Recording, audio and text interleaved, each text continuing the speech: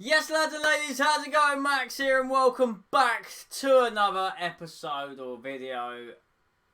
Tottenham have just lost 3-1 away to Sheffield United in the Premier League, and I don't really know where to start. I'm absolutely fuming. We couldn't even score a goal that's worth talking about. We scored one goal from Harry Kane. Well, actually, Kane had the ball in the back of the net 3 times, actually.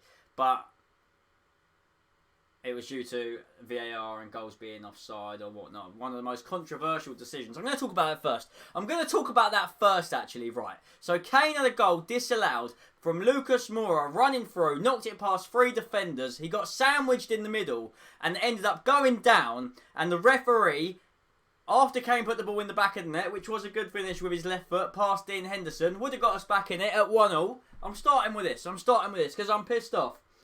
First off, that would have changed things. That would have changed absolutely everything. But instead of that, we ended up going on to lose 3-1. We were 3-0 down, for God's sake. We were 3-0 down. We didn't even have Ali on the pitch at times at 2-0. Or Ndombele. We had the players. We had Lucas starting. We had Son starting. We had Kane starting. We had Lo Celso starting. We had Sissoko starting. We had so many good players. And there's no reason why we shouldn't have gone and scored more goals. Sheffield United didn't even part the bus. They just defended in numbers. They defended as a unit. They were good. They might have just played get rid of the ball. But when they had the ball, they done something with it and they managed to work their way up the pitch. I'm sorry. I'm having some orange squash because I'm obviously just fuming. Back to that VAR decision anyway. So, Lucas goes down, Kane puts the ball in the back of the net, and apparently it's not a goal. Why? We're celebrating, we're cheering, we're back in the game, it's 1-0. So, what has happened is Lucas has gone down, and apparently he's handballed it as he's gone to ground, which apparently was a deliberate handball, or whether it was deliberate or not, it wasn't given. Ball's at his hand, he's gone down, he's been fouled. The number 32, I can't remember who it was, has come into the side of him, knocked him over, and boom, he's hit the deck. What is Lucas meant to do? Ball goes through to Kane, puts it in the back of the net. Is what it is. But before obviously that happened, before obviously we had to rely on a VAR decision not going our way, we end up going 1-0 down because the ball goes out wide. And I think was it Ben Davies? I mean, Ben Davies and Aurier both had shockers today. Both had absolute shockers. And all 3 goals were so similar. All 3 goals were from our fullbacks defending and then cutting it back and then just tapping it into an empty net.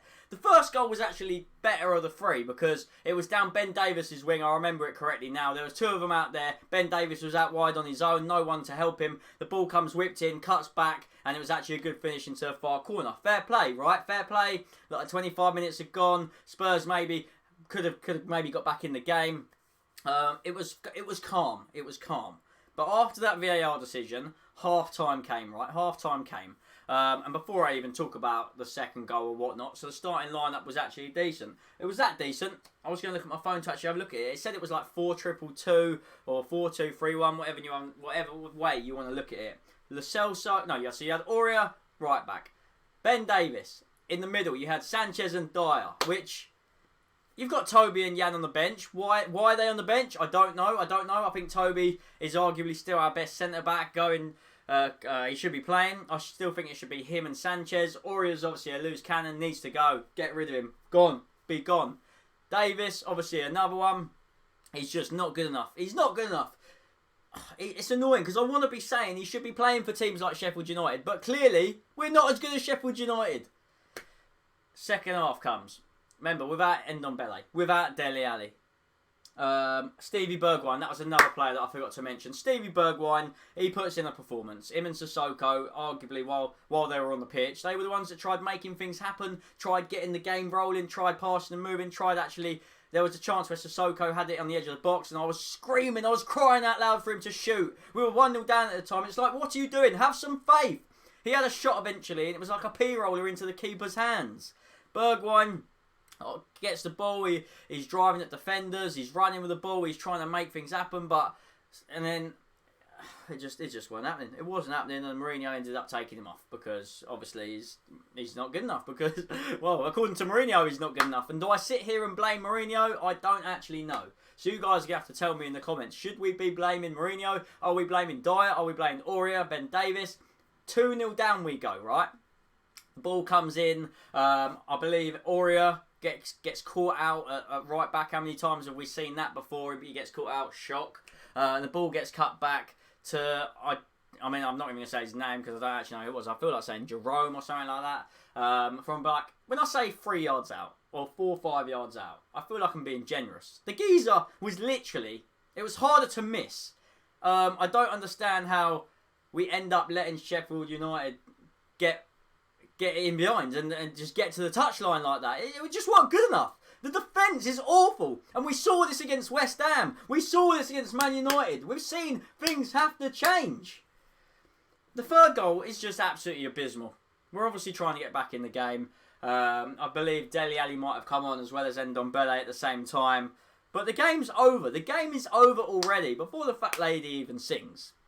Sheffield United, a good job there weren't fans there. If the fans were there, we probably wouldn't have even scored one because we just looked absolutely awful. We looked like we had nothing going forward. And when I'm sat here saying we've got 5 potentially world-class players, Lucas Moura, we know he can turn up. You know he can turn up in a big game. We've seen it. Unfortunately, he hasn't been the same since Ajax. Son, don't know where he was today. He got an assist and he got an assist and Kane scored, but wait until the 90th minute. You've got Gio Lo Celso, he put in a performance. He tries, he does try to make things happen. The actual standout for me was Lamela. When Lamela came on, he actually ran with the ball. I mean, he didn't want to pass it because obviously there's no one good to pass to because they didn't want to make anything happen. So Lamela, he's someone he was trying, to be fair, bless him. Bless his cotton socks with his grey hair or silver hair. I don't know what he's trying to prove, but right now, it's like that's trying to take everyone's mind off of the result. Because when we go 3-0 down, you can't be going 3-0 down away to Sheffield United. And you know what? I hold my hand up. They've been absolutely brilliant this season. I think we're currently level on points with Burnley now. The 14th, the difference between 14th place and like 8th is like 6 points or something stupid. Tonight was a must win. And unfortunately, we haven't come away with it. And that leaves me to kind of, before I wrap things up, we need to just decide where we go next from here. We've got Everton on Monday. And you know what? Other than changing maybe Dyer for Toby or Sanchez for Jan or putting Jan at left back instead of Davis, the strikers, that's where we need to be scoring. Obviously, it's going to be a completely different game because I think Everton are going to have to come out and they're going to attack us and try and play some decent football because Sheffield United obviously didn't get the chance to do that with something like 30% possession. But end of the day, it's not good enough, and Champions League football is well and truly gone. We're going to be lucky even if we get Europa League at this rate. But other than that, if you've enjoyed any of the live streams or these match reactions, please do not hesitate to hit the like button and obviously subscribe to this channel if you are new. I don't really know where we go from here right now. I kind of just want the season to be over. Why couldn't the season just have been voided? We're sitting here laughing at teams like Chelsea losing to West Ham or Arsenal when they're not playing well. We need to be focusing on ourselves. Get tunnel vision on Champions League or Europa League places. Because right now it's looking something that's not happening. It's not happening. It's something in the future that they're laughing at us. Man United are laughing at us. Bruno Fernandes, absolutely brilliant. Someone I wish we could have signed, but we ended up signing the wrong Fernandes in Jedson. No hate to the guy. He's probably a decent footballer, but he's not getting time of day. He's not getting the time of day at all. So yeah, 3-1 losers on the night to Sheffield United. I'd love to know what your guys' thoughts are on that because clearly going forward it's just not good enough.